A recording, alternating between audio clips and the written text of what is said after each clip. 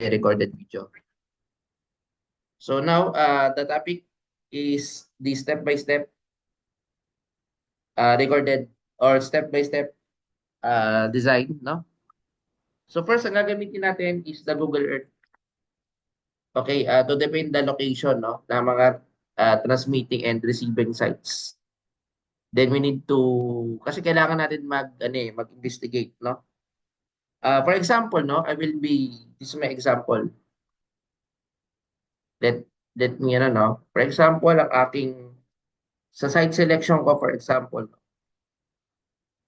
halimbawa, mag-aano ako sa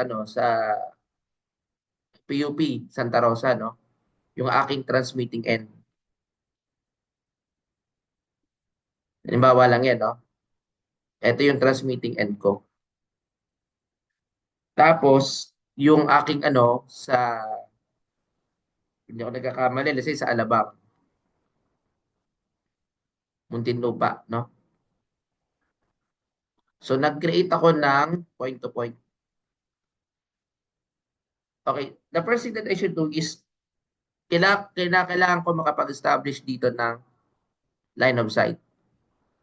Ibig sabihin, kung ang aking tower is from the PUP Santa Rosa, I will make sure dapat yung kanyang dadaanan ay walang obstruction. Baka may bumunggo. So yun ang i-avoid natin, no? Okay, so we need to identify the location. Actually, ang pwede natin gamitin is this one, no? Okay, recorded na ba ito? Okay. Pwede akong gumamit ng Google Earth. So actually, halimbawa, ito yung Google Earth. Type nyo na yung Google Earth, libre naman. Ito, hindi ako nagkakamali, no? So ito, makikita mo dito yung okay? And then kapag kinulos, madali nyo na naman ito maano, 3 dimension. Tapos, nandito yung street view. Ito yung ating ayan, makikita nyo dito yung Santa Rosa. Di ba? So, hindi ko alam kung gaano kalinaw sa inyo, no? Pero makikita mo dito lahat, may mga measuring point yan. Pwede ka mag-path. Ito yung tinatawag na added path, no? So, ano ba, mag-add ka. Okay, so pwede kang mag-path, dito, kumari. Ayan. So meron kang path, meron kang head, merong heading na malalaman mo na yung direction, no? Ngayon, dito makikita mo rin guys, no, yung tawag dito, yung other factors like yung kanyang aside from yung mga points, no? Pwede kang maglagay ng place mark para makita mo yung location, no? Anyway, you can explore it. Mamaya pakita ko na lang, no. Bigyan ko na isang example na naging design before, no, sa mga nakaraan. So you need to use Google Earth to identify the location, no? So that you can set up for the microwave link. That is very important, no? Yung ating microwave link. So yung Google Earth kasi gagamitin natin as a surveying software to determine the distance. Tandaan nyo, si Google Earth, ang hahanapin natin yung distance, elevation profile, at yung mga potential obstruction using the path. Yun ang gamit ni Google Earth. Titingnan din yung terrain kasi iba't ibang klase ng terrain. Mamaya, meron din kasi kinalaman yung mga terrain, no? So after preliminary, actually kasama na dito sa preliminary search survey yung tinatawag natin na frequency selection. Oo, kasi pipili tayo ng certain frequency. Alam natin ang microwave frequency usually is from 3 to 30, tama, no? Or 1 gigahertz pataas. O pwede na nga gamitin ang microwave, 1 gigahertz pataas, no? So yun yung maganda sa microwave. Pwede sa kanya 1 gigahertz. No, and halimbawa, ang gagamitin natin, no? Kasi yung frequency natin dapat should be less likely congested, no? Although ang common choice, minsan may gumagamit ng 2.4 na ginagamit din sa Bluetooth, no? May tinatawag na 5.8, no? Yun yung common. Pero nagbabari, no? So ngayon, uh, then determine yung required bandwidth based on the data rate. Ano ba yung data rate natin?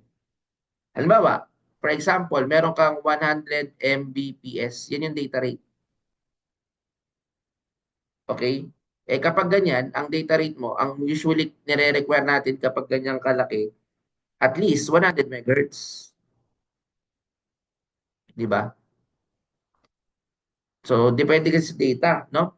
Eh kung data rate natin is 100 Mbps, 100 megahertz usually yung bandwidth na kailangan natin, no? Okay, so yun yung una. Yun yung ano, nakapag-frequency selection ka, no? Tapos, pangalawa, kasi 'di ba una, ano tayo, nag site selection. O kasama yun sa preliminary yung site selection. Tapos pipili ka susunod ng ano, yung tinatawag natin na do sa frequency selection and bandwidth by the way. Pagkatapos so, yung antenna selection, pipili din tayo ng antenna. So paano yung mga antenna types? Usually, ang mga antenna types, yung mga antenna types no na ginagamit natin are parabolic dish. Usually ganyan yung ating ano microwave ginagamit sa mga microwave antenna. Okay? Now, the size of the dish will depend on the frequency and on the gain. Now, dito tinitingnan natin antennas on towers o structure at a sufficient height. So mamaya magkakaroon tayo ng mga sa tinatawag nating path calculation dito no sa step 2 when we say link budget, it's all about the path calculation, the path analysis, measuring the distance between the two sites using Google Earth. Actually, pa pwede natin, mamaya may ginawa na ako, no, na sample na ginamit ko from FEU or PUP Santa Rosa to Alabang. So, bibigyan ko yung example na ginawa ko, no? Then yung mga previous work. Now, ang gagawin natin dito is yung ano ba yung path analysis? You need to measure the distance between two sites. Note any elevation changes and adjust for antenna height. So pwede mag-adjust, no? Mamaya i-ano natin. Antenna selection based on the path length. Select the appropriate antennas with the correct gain and beam width. So tandaan nyo sa antenna selection, ang tinitingnan dyan is gain, beam width. I think na-discuss na sa inyo to sa transmission antenna. Meron sa Google Earth's measurement tool that can help antenna heights na kinakailangan sa LOS. Kasi mamaya meron tayong penal zone clearance, no? Then after that, yung frequency selection, consider natin atmospheric condition, regulatory requirements, NTC, and availability ng mga equipment. Yan, no? Kapag ikaw ay nagde-design na. So, ngayon sa calculation, may mga online calculator or software na ginagamit for link budget. So, ano ba yung pre-space loss? Discuss ko muna yan, no? Yung pre-space loss, ito kasi yan guys eh. Itong pre-space loss, yan yung ginagamit sa transmission equation. Ito yung yung formula niyan, yung path loss. Ibig sabihin yung nawawala habang tinatransmit, no? In dB, may iba-iba ito eh, depende sa unit na gagamitin. Halimbawa, 32.45 kung di ako nagkakamali, no? Plus 20 log of D na ito in kilometer, no? Log of D plus 20 log of 10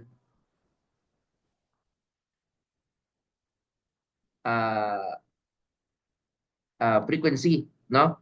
So, titingnan natin yung frequency in gigahertz. So, kapag ganyan yung ano, yung pero hindi iba-iba eh, no? Iba-iba kasi ang formula. Pero usually, ito yung commonly kapag depende sa given. Pero mamaya, tingin tayo ng mga formula na ginagamit for path loss, no? Pero may mga iba pang loss bukod dyan, no? Halimbawa, atmospheric attenuation due to rain, fog. That is also an example of a loss. Mga obstruction dahil sa buildings, And even antenna misalignment is considered to be uh, pwedeng space loss na ginagamit natin, no, for our design. Okay? So now, for the link budget calculation, kasi pinapaano sa atin, link budget, ang isa sa kino-consider dito, yung transmitter power nung antenna natin, no? Usually yung output in dBm, dB milli, no? Tapos meron din pinapa-calculate sa atin actually yung antenna gain. Kasama yan na ika-calculate yung antenna gain, no? Ah, both to for transmitting and receiving, no? And also yung receiver sensitivity, kino-compute din yan. Receiver sensitivity. Okay? So usually, ang pinaka ano natin, no, yung pinaka link budget equation, siguro dito ko ilagay. Ang link budget equation natin ay pwedeng ganito. Halimbawa, ang link budget natin is in dBm. Ito yung ating link budget, no? Kunwari, dyan naka-measure. So therefore, kung ang ating link budget, siguro dito na lang, let me open a mas yung mas malaki. Okay.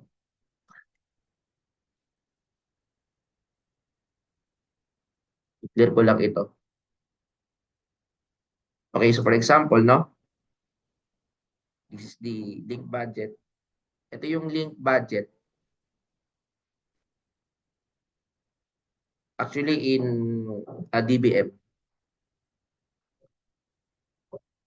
dB million ibig sabihin. So ayan ay transmitter power, no?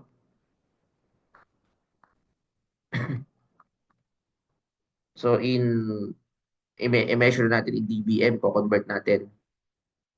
Plus antenna gain in dBi. Later I will be explaining to mga to, no? Tapos minus, actually may magsusubtract ka dyan eh. Yung tinatawag na path loss in dB, no? Tapos plus antenna gain. Okay, plus antenna gain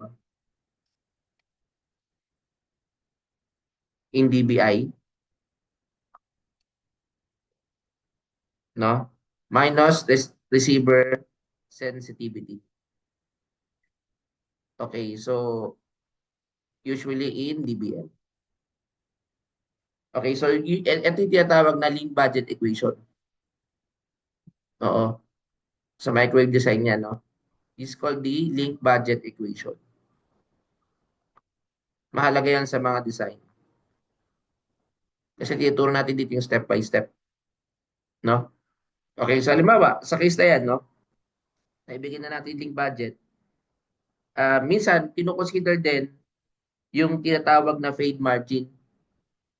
Pag sinabi naman natin fade margin, ito yung kino-consider yung mga fluctuation due to weather or other factors. No? Now, after that, magkakaroon tayo ng tinatawag na, siguro dito, balik tayo dito sa clear ko lang ito. Balik tayo dito sa steps. Although naka-steps na yun, nakalagay na yun doon. No? Ay, wala. Okay, dito, so mga exact coordinate, kaya kailangan alam dapat, no? LOS verification using 3D, uh, provided yung Fresnel zone, i-discuss ko maya-maya, no? Okay, site equipment, kung ano yung mga equipment na gagamitin, antenna radios, installation, okay, hindi naman kayo mag-install, parang mag-design lang kayo. Papakita ko later yung example. Then you need to, siguro tingnan lang natin yung paano i-monitor at paano ma-optimize. Okay, so halimbawa, no, ano lang ako ng calculation. Halimbawa lang to. Okay, halimbawa, yung distance, assume na yung PUP Santa Rosa papunta sa Alabang ay may distance sa 20 kilometer. Halimbawa lang naman yan. May 20 kilometer, no? Tapos yung frequency gagamitin natin na bandwidth, let's say 5 to 8 gigahertz. Okay. Let's say ang gagamitin kong transmitter power is 40 dBm. So given to, depende sa specs to, no? Tapos yung antenna gain natin, kasi pag tinignan mo minsan yung mga antenna mo, may mga specs yan, makikita natin doon. Halimbawa, 30 dBi. Okay? Each antenna.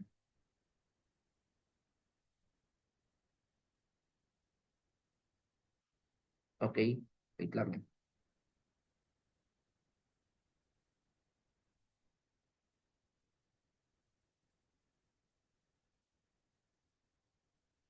Okay, so going back, no? So going back, no? Okay, ngayon, so meron kang 20 kilometer in our design. Tapos may DBI ka. Yung DBI is ano yan, mga isotropic radiator ang ibig sabihin niya, no? Tapos ating receiver sensitivity.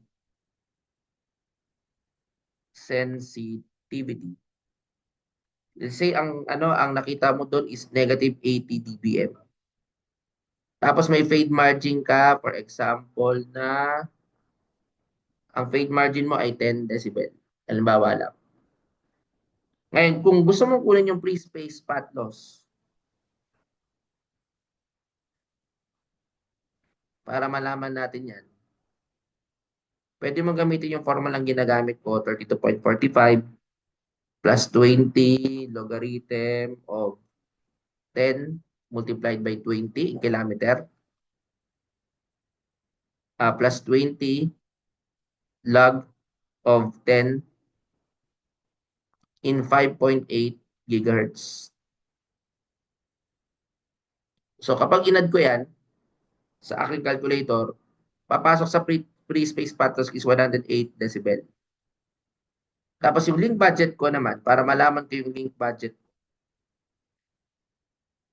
okay, ang aking link budget, so dito mag-a-add tayo, no? 40 dBm plus 30 dBi, pwede mong i-add kasi yan eh, minus 108 decibel plus 30 dBi again. Now, meron kang loss, no? Minus sensitivity pero negative 80. Okay, so ngayon, ang sagot dito, kapag tinignan mo mabuti, DBM ang sagot kapag link budget ang hinahanap. So therefore, in my calculation, 70 plus 100, 180 minus 8 is 72. So meron kang 72 dBm o dB milli, no? Na kapag gusto ko malaman yung link budget ko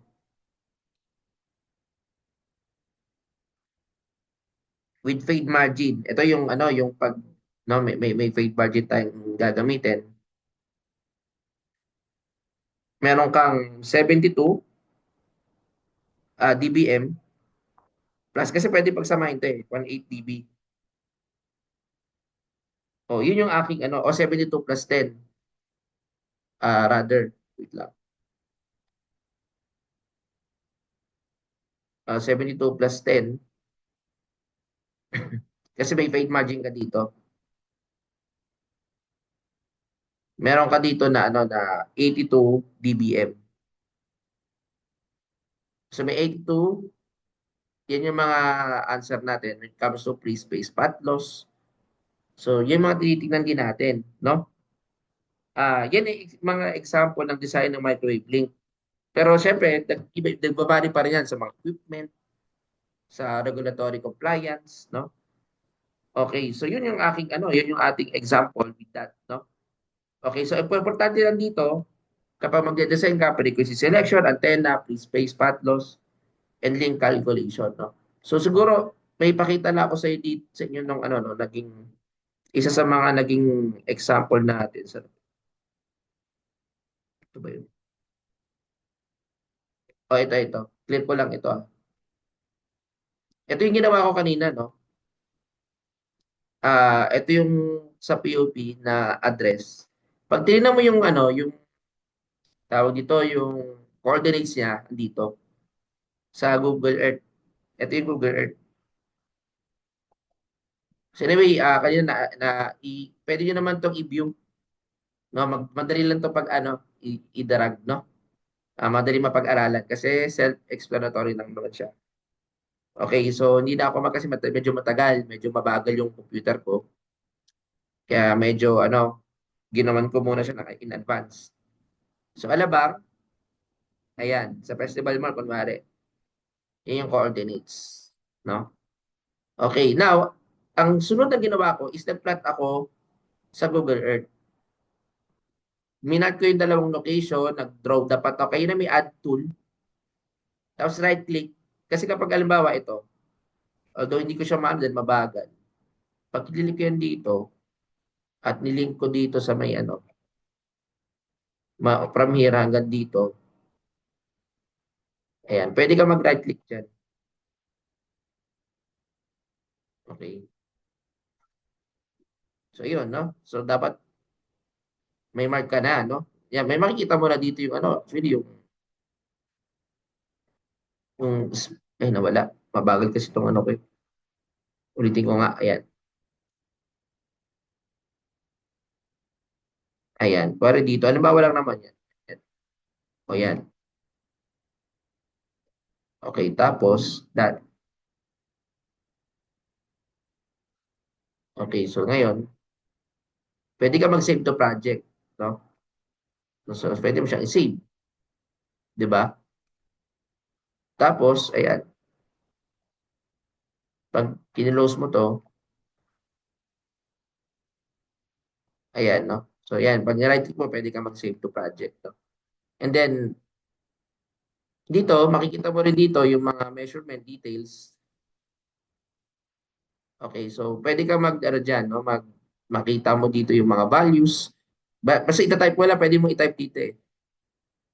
Tapos ito yung ano, ito yung path, ito yung measurement, di ba? So pwede ka tumingin pa dito ng mga iba. Okay, so ngayon, ito pwede mong ano, yan, i-3D. Okay, pwede in layers, ayan, ano. So pwedeng makita mo dito everything, yan, pwedeng exploration, yan. Makikita mo, kumbaga sana maaano mo siya. Okay? So back to ano no, going back to sa ano. Bibigay ko yung example nito no. Pagkatapos i-analyze natin.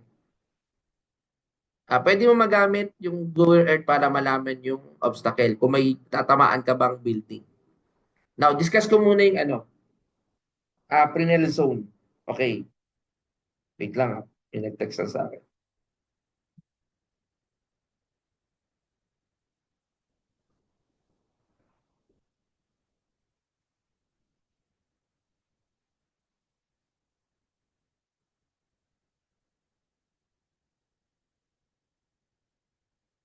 Okay, so going back, doon sa Fresnel zone clearance na meron tayo, yung Fresnel zone kasi parang ganito yun. Parang, halimbawa, no? Bigyan ko ng example, no? Kita naman siguro dito.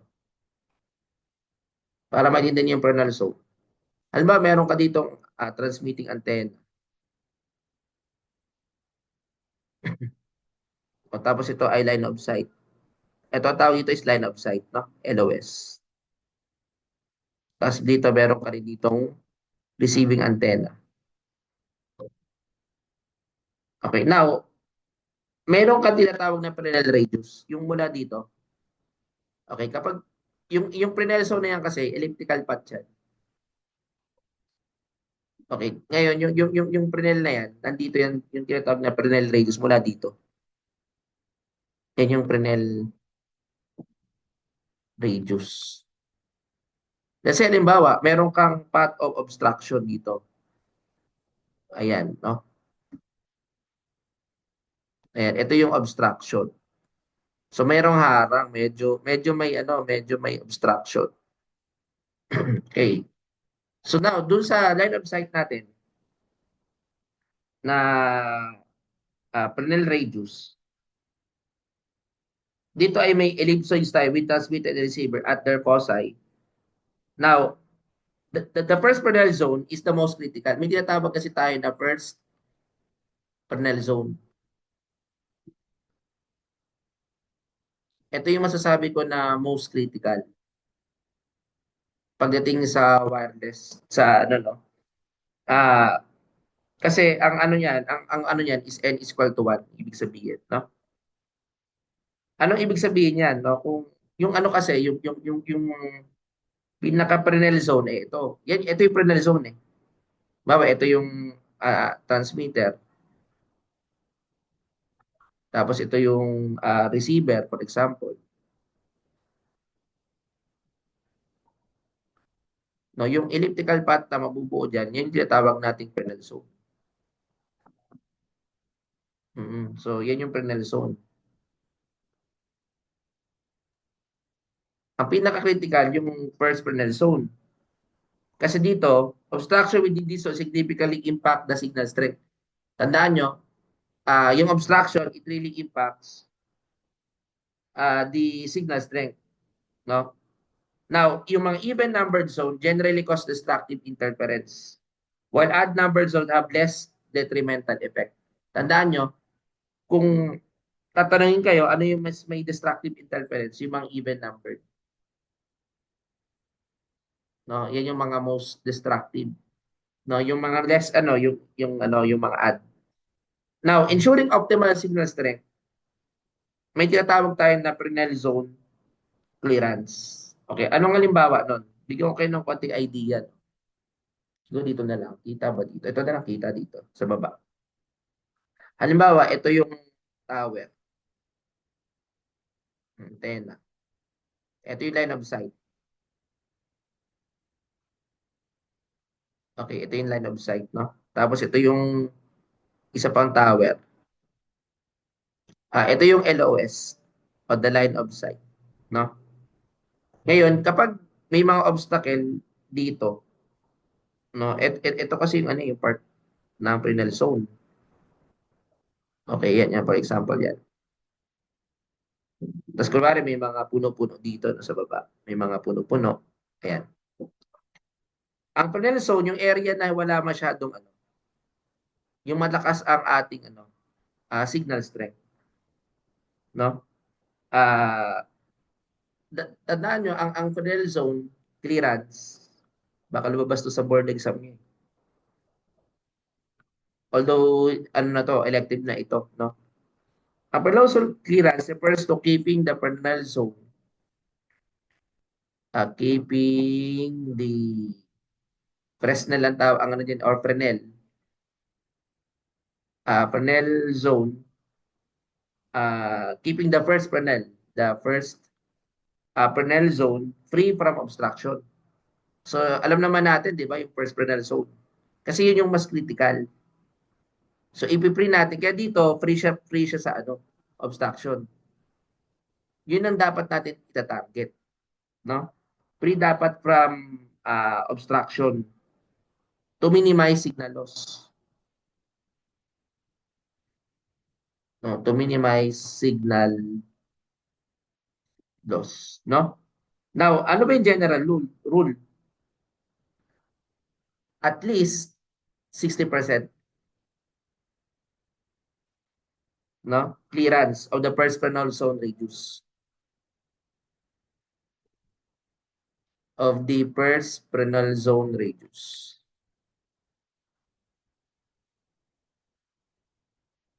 Oh, yun yung pinaka dapat yung tandaan, no? Ideally, 80% clearance is preferred. Tandaan nyo, 80% talaga ang optimal o pinaka masasabi ko na optimal performance. Pero medyo mahirap mangyari yan sa katotohanan. So, tinatargetan lang at least 60%. No? Okay. So, halimbawa, no, magbigay lang tayo ng siguro kasi sa board lumalabas to. Kung lalo, baka matsempuan nyo, no? Kasi nung panahon namin, ito uso. Ngayon kasi nawala. Hmm. I think sa ano tayo sa paint.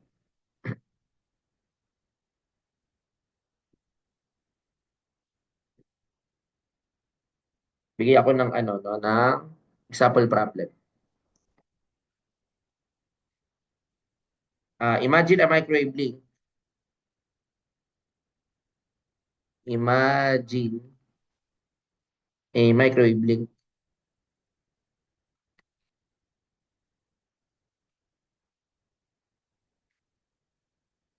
between two buildings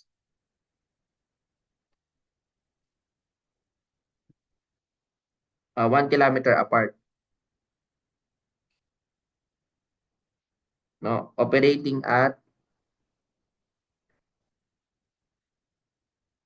let's say, usually 5.8 yung mga, or 2.4, yun yung commonly. Calculating the Penelson's radius, the first Fresnel zone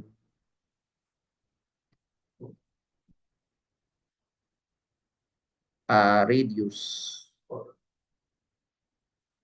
Okay, at the midpoint,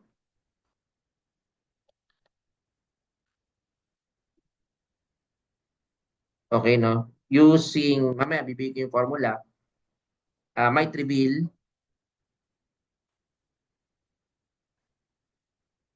a radius of, ayan, no? Merong radius daw na approximately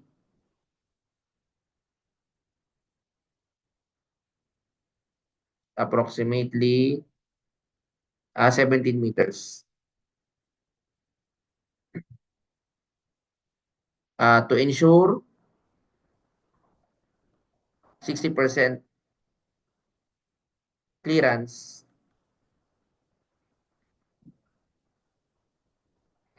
any obstruction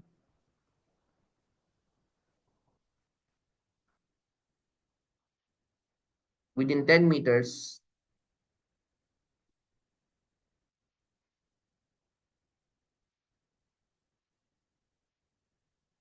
of the line of sight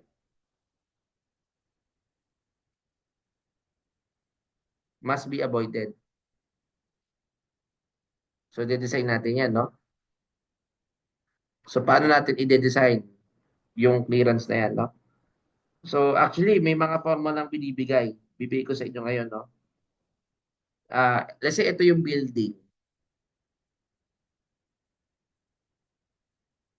Okay, yung building na pagde-designin mo to, nito, nandito yung tao, yung antenna. Tapos, meron din isang building dito, no? Yung mga nakita yung building na may mga antenna sa taas. Okay, tinitingnan dito yung Fresnel zone, no? Yung Fresnel zone na yon ay from here. Ito, kailangan LOS to, line of sight. Nakikita niya dapat na walang obstruction. Kaso dito may ano, may mga, syempre may mga harang-harang, may mga puno-puno. Okay, no? Lalo sila yung mga ganyan-ganyan. Mga gubat-gubat. Okay, so ito, meron niyang Fresnel zone. Ito yung Fresnel zone na tinatawag elliptical path. Okay. So ngayon, dito sa Fresnel zone na ito, no? Ito yung tinatawag natin na radius. Actually, sinabi sa problem na ang radius daw natin ay 17 meter. Okay, yan yung radius. Okay? Tapos, ito yung distance from the transmitting. Okay. Now, may formula yan actually na binibigay, no? Para malaman mo yung tinatawag natin na para maka-ensure tayo ng 60%,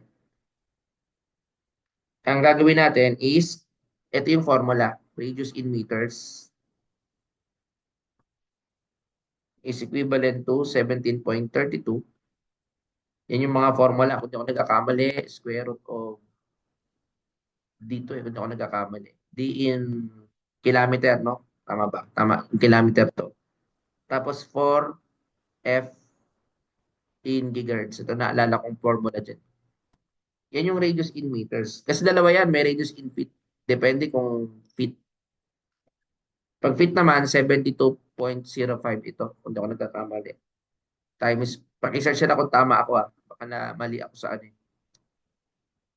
Ito is in miles. No? Tapos ito ay in gigahertz.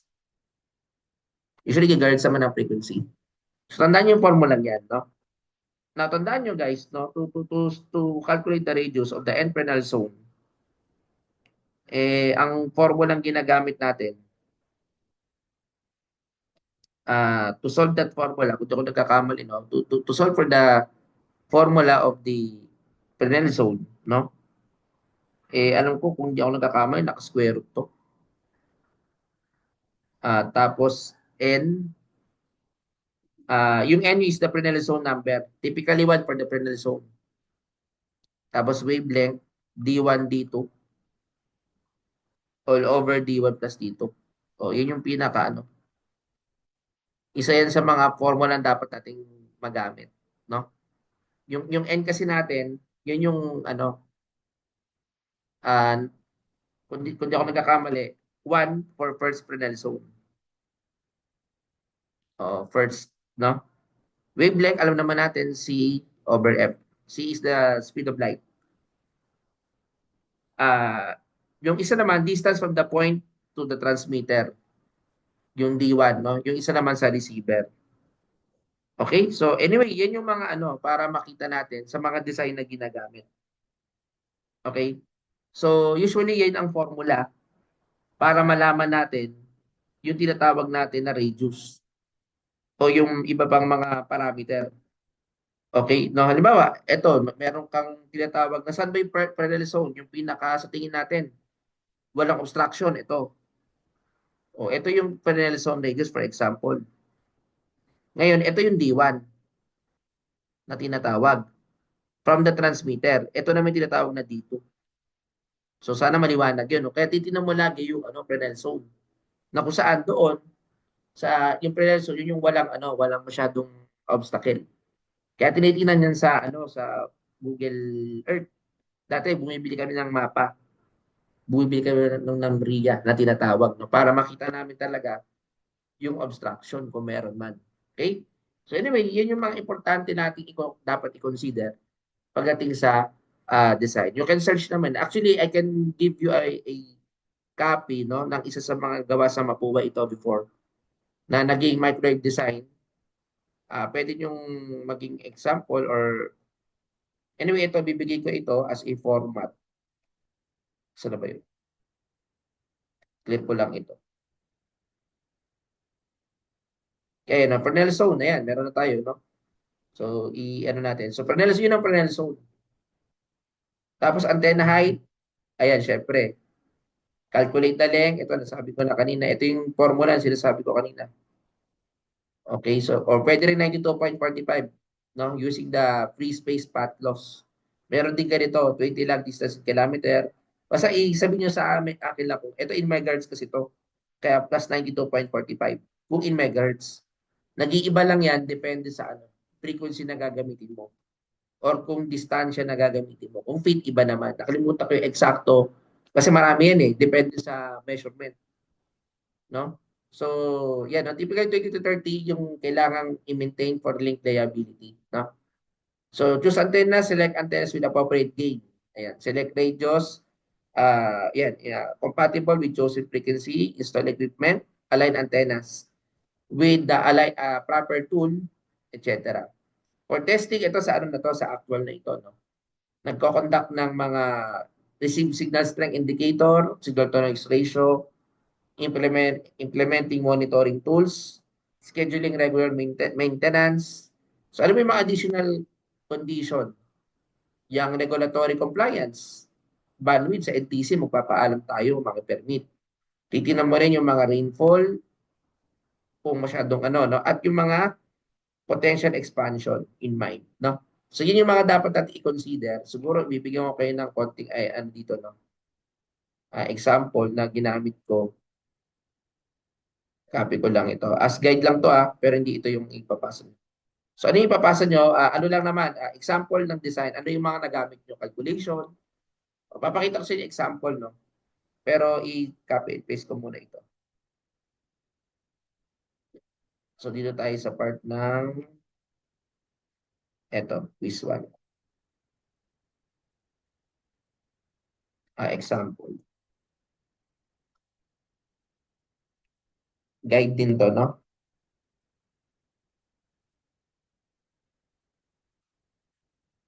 So may guide tayo yan.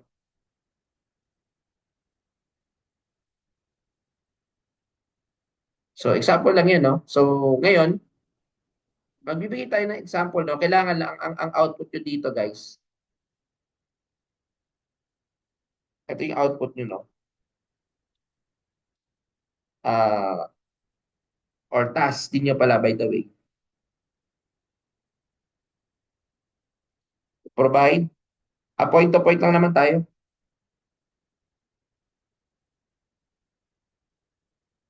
A point to point location.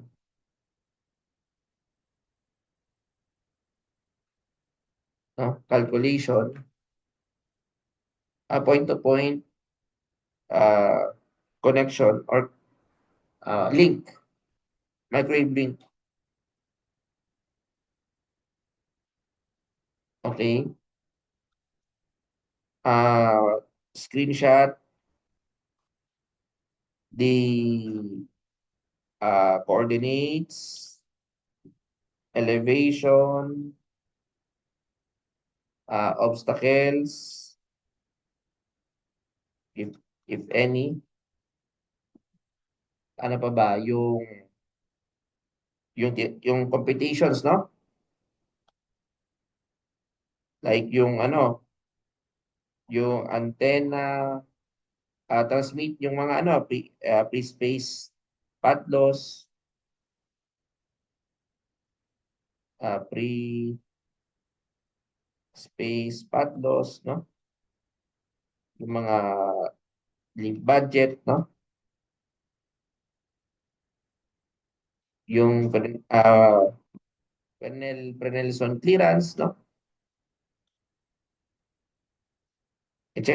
Lahat ng mga kailangan na and all important parameters for your design. So magpo-provide lang kayo ng mga calculations. Screenshot yung mga makikita niyo. Yun yung pinaka-quiz nyo. Okay, siguro I will no, kaya naman siguro individual to para matuto kayo. Individual submission, no? This will be an individual submission. Okay. So ito ay design, no? Ngayon, bibigyan ko kayo ng example, no, papakita ko lang sa inyo, no, kasi pero hindi kasi sa ibang school kasi to. Kaya hindi ko pwedeng ibigay, no? Kasi ano ito papakita ko lang sa inyo actually. Siguro i-ano ko na lang, bigyan ko na lang kayo ng copy, pakita ko lang yung saan na ba yun? Ito yung sa Mapua to actually. Hingin ko doon sa kakilala kong prof na nagpagawa rin nito. Oo, hindi ako nagpagawa nito Doon sa kakilala kong professor. So, ang ginawa nila dito, ito yung no, parang to, feasibility. Pero hindi ko naman kayo pagagawa ng feasibility. Yung ginawa nila kasi is creating a microwave terrestrial communication system based Pampanga to Tagaytay. Malayo pa kaya. No? So, dapat masatisfy lahat ng requirement. Halimbawa, yung antenna made, meron silang specific. Sa akin wala naman. Kasi sa akin, lang, ay basic lang. Sa kanila may specific na na 10 to 20 meters lang ang antenna height. Tapos, kaunti repeater. Bakit kaunti? Kasi cost yun. Then, dapat maka-obtain kayo ng 99.99% reliability. Yan yung kanilang task. Sa akin naman, kailangan mataas din kahit papaano. Kung mapaprovide nyo yung reliability ng system. Pati yung mga losses, yung mga free space path loss, papakita natin. No? So, yan ay talagang actual yan noon. pinupuntahan pa yan talaga sa site.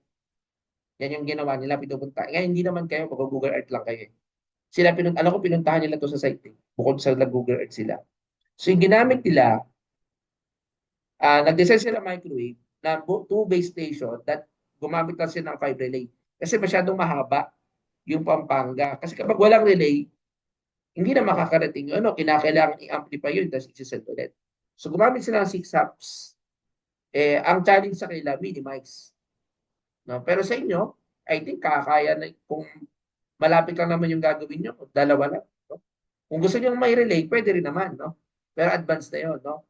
So, ito yung example. No? Ito yung mga repeater nila. Ito, ang sabi nila dito, that the valued parameters included geographical coordinates, weather conditions, nagkaroon sila ng mga, ito yung base, actually, ito talaga yung base station nilang dalawa. Sky Ranch Pampanga sa Sky Ranch Tagaytay. Ngayon, para mag-provide ng communication between the two bases, ito yung mga dadaanan ng mga repeater. Ayan, hanggang, so Cavite, Tagaytay, Ayabang. So may mga measurement dyan. No? Okay, yan yung overall microwave link. Now, ito yung unang base. Pinakita nila dyan. Kayo, ganyan lang naman yung gagawin nyo eh. Pero not necessarily gagawa kayo ng mga bases. Gusto nyo ba may base? Hindi naman na. O kasi kung masyadong sobrang layo, pwede rin. Pero maraming points yun. So, lalagyan nyo yung geographical coordinates. Pati yung elevation above sea level. Tingnan nyo rin. Nakikita yun sa Google. Kahit kayo type nyo eh, malalaman. Yung paglalagay nyo. So, kino-consider din yan, no? So, actually, hindi ko naman ito titignan na pati yung weather condition, kinonsider nila. Ayan, kinonsider nila yan, no? Tapos, ayan, pati yung mga tungkol sa pero hindi yun na kailangan gawin to. Kasi talagang feasibility study to eh. Terrain type, medyo tinitingnan din, no? Kasi yung terrain, may mga factor din yan. May Mount Arayat, mabundok, bulubundukin. Okay, so tinitingnan din yan. Tapos ito yung mga repeater sa Baliwag. Yan, no? Tinignan din nila, weather condition, check din nila, no? Yung terrain, yan, no? Ano meron sa Baliwag, sa Caloocan, ayan. Tinignan yung weather condition, ayan, no? So, no need naman kayo. Sa akin, yung mga calculation na kahit point to point. Mandaluyong, ayan, check din nila. Mamaya papakita ko dito yung mga formulang ginamit nila, no? Base path loss. Okay, so ito, no need na to, not necessarily. Yung terrain type, medyo kailangan din siguro tingnan ano yung terrain type nung inyong gagawin. No? Sa Ayala, ayan, similar lang. Ayala, ayan, same lang. Yan, papunta naman sa weather. Okay. Ayan. So, hindi naman yung mga no? Then, Sky Ranch, ito yung pangalawang base. So, ayan, no? Nakita na natin yung yan, yung weather. Okay, so nakita na yung terrain type. Now, yung path profiling tayo. Ang ginamit nila dito is topographical map. Yung galing sa Namria. Hindi ata sila nag-Google. Alam ko nag-Google Earth sila dito eh. Parang hindi, no? Pero kay Google Earth lang naman. Kung nakibumayin nun, no? Mga sinaunang using the radio map, ang gamit na dito, topographical map, gumamit sila ng software. Okay, sa akin, Google Earth lang naman. No? So, titilan dito guys yung type of terrain. Kay average earth bulge, mahalaga din yan. Yung earth bulge, no? Line of sight, Fresnel are calculated. So, may mga calculations sa binigay, no? Alam mo, ito yung formula ko kanino. Pero ito yung height of the idagdag nyo to guys sa formula. Oo, pero yun din yung kanina, yun din yun. Yan yung yan yung tawag ito, yung height ng ating mga antena, no? Tapos yung parallel zone 60% talaga. Ang typical ang talaga ideal 80% pero malabo yun, no? So, yan, masesearch nyo naman yan, no, yung mga formula na ginagamit para sa path clearance equation. Ito, dito na derive yung mga kinupit natin kanina, no? So, ito, kada base station to repeater, may mga calculation sila ng height of the transmitting tower, di ba? So, yun, no? Then, yung Fresnel zone na ginamit natin. Okay, so the power tower height of antenna, 20 meter o 65 feet. Yun yung kanilang design, no? So, na-accept naman yan, no? So, yun yung, ano, na-satisfy doon sa Fresnel. Kasi titignan mo yung Fresnel zone, eh. Ayan. So, pwede yung gamitin to, screenshot, mamaya, ano nyo to, no? Pwede yung gamitin tong formulang ito. Hmm. Yung mga yan, para malaman din yung path clearance equation. Okay, so, typically, yan ay nako-compute yung mga minimum antenna, so on and so forth.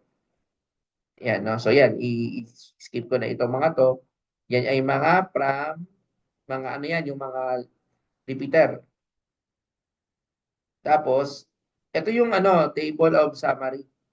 Kaya hindi naman kayo gagawa ng ang table of summary na kasi dalawa lang naman point sa inyo. Pero sa kanila, mayroon silang ano, height, recommended antenna. Actually, 20 meters ang recommended, pero yung kanilang na-computed, 19 point something. So, almost close yung kanilang na-compute, no? So, iano ko nga yung ano, wait lang, hanapin ko na yung ano. Wait lang, ano, hanapin ko yung formula ng,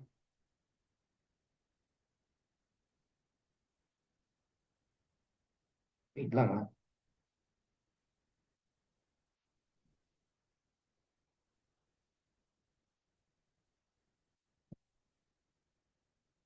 may nag-message lang sa akin.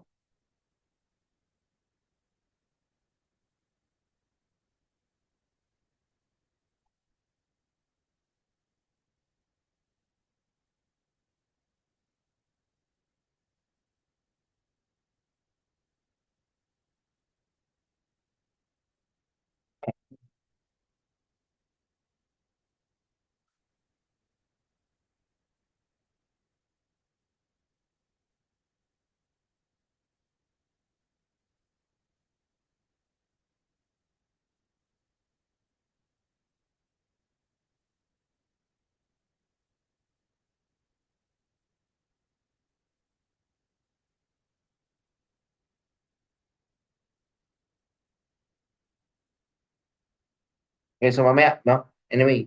So yun guys, no? Mamaya ibigay ko na lang siguro. Hanapin ko yung formula, yung ano ko. Anyway, ito yung path profiling. Pero ito, radio map kasi ginamit nila dito. So, hindi naman ito gagamitin to. Wag na to. So, ito yung typical, ano, ito typical na point to point. So, nakita yung, ano, ito yung tinatawag na Fresnel zone. Sinasabi ko.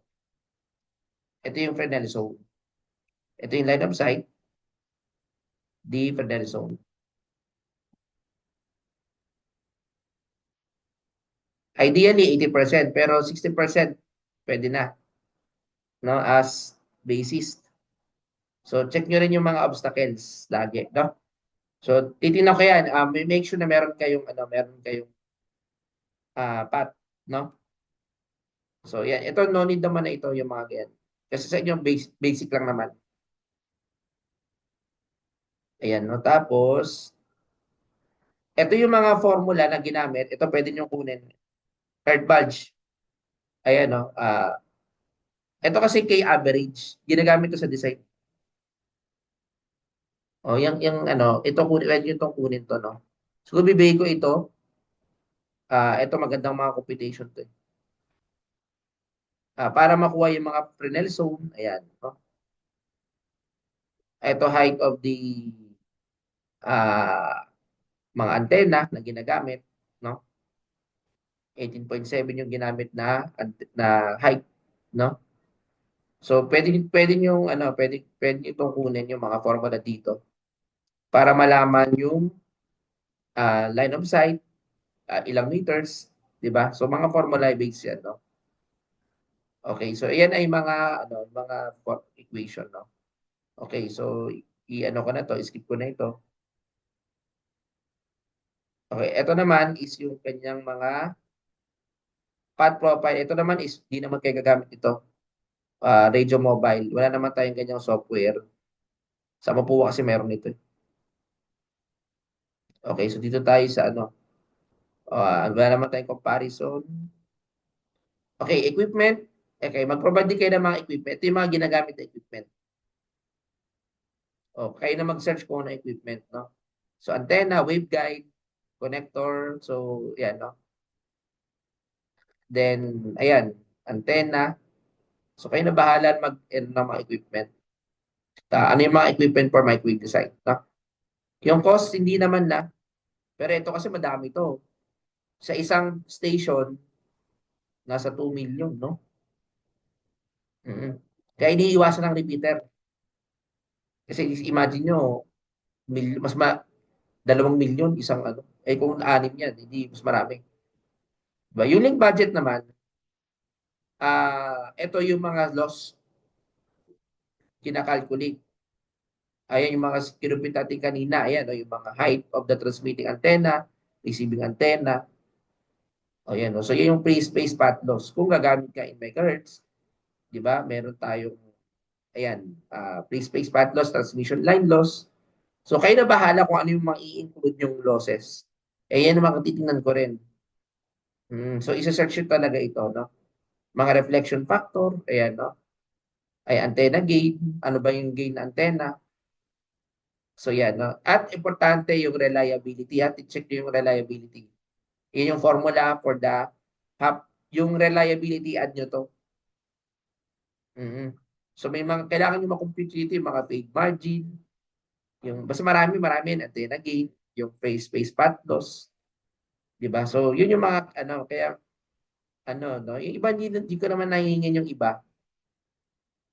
Pero, yan, i-ano nyo yung mga calculated nyo. Okay, so, ito yung example, no? Nung, point to point. So, meron kang 23.4. Gumamit ng 5.25 gigahertz, 34 dBm yung kanyang path loss. Di ba? Tapos yung gain of the antenna, distance ng antenna, di ba? Yung mga ganito, no? Okay, so ito naman, ganun din, no? Okay, so yun. Yun lang naman yung ano, yung mga dapat i-consider diyan. Ito, no need naman na. Okay, so most likely mga design lang naman ang kailangan. Okay, ito hindi naman kailangan lahat to kasi sophisticated to eh. Talagang detalyado to. Sa inyo 2 point lang para magkaroon lang kayo ng idea. Kasi ito sa kanila ano to, subject talaga to na requirement to. Sa inyo hindi naman requirement. Ang reliability pala is number of hop reliability. Kung ilan lahat yun, divided by 6. So yun, ito, halos reliable. Okay, so yan, no? Na-acquire naman nila yung compliance.